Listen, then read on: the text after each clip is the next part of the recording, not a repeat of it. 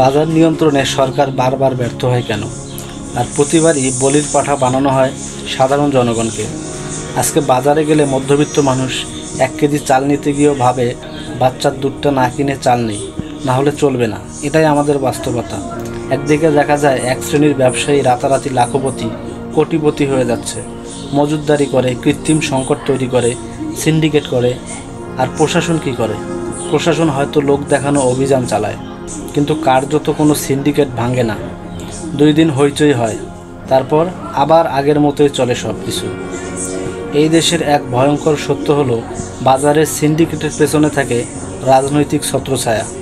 তারা চেইন সিস্টেমে কাজ করে, একজন মজুত করে আর একজন বাজারে দাম বাড়িয়ে দেয়।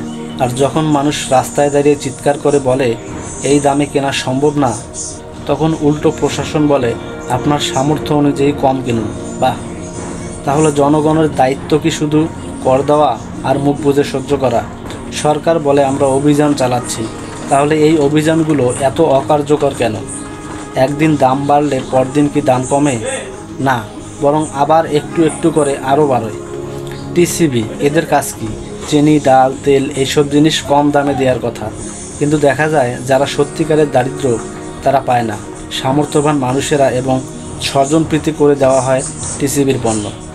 টিসিবির ট্রাকের সামনে দীর্ঘ লাইন, হাহাকার। মিডিয়া মাঝে মাঝে গলা চড়িয়ে প্রতিবাদ করে, কিন্তু তা একদিনের ঝড়। তারপর সব চাপা পড়ে যায় নতুন কোনো খবরের নিচে। আর নেতারা টিভি ক্যামেরার সামনে দাঁড়িয়ে বলেন বাজার স্থিতিশীল, সব কিছু আমাদের নিয়ন্ত্রণে। কিন্তু বাজারে গিয়ে সেই নেতা কি নিজের ঘরে চাল কিনে আনেন? না, তারা জানেনই না 1 কেজি পেঁয়াজ কত টাকা। প্রতিদিন একটু একটু করে আমাদের অধিকার কেড়ে নেওয়া হচ্ছে। প্রতি মাসেই দাম বাড়ে, কিন্তু মানুষের আয় তো বাড়ে না ভাই। পেটে ক্ষুধা আর হাতে টাকা না থাকলে দেশপ্রেম দিয়ে পেট চলে না। আপনারা সিঙ্গাপুর, মালয়েশিয়ার উদাহরণ দেন, কিন্তু বাজারের দিকে একবার তাকান, এটা তো সোমালিয়ার চেয়েও খারাপ অবস্থা। আপনারা কি সত্যিই জানেন একটা পরিবার মাসে কত খরচ করে শুধু চাল ডাল কিনতে? সিন্ডিকেট কে চালায় তা তো আপনারাই জানেন, তাহলে ব্যবস্থা নিচ্ছেন না কেন?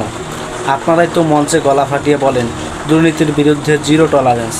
মাইক ধরে বক্তৃতা দিলে বাজারের দাম কমে না স্যার, মাঠে নামতে হয়। ভেজাল খাইয়ে আর দাম বাড়িয়ে আপনি কোটি কোটি টাকা কামাচ্ছেন। সাধারণ মানুষের পকেট কেটে যারা প্রফিট করে তারা ব্যবসায়ী না, ডাকাত। চুপ থাকলে আগামীকাল আর বাজারে যাওয়ার সামর্থ্য থাকবে না, এ কথা মনে রাখবেন।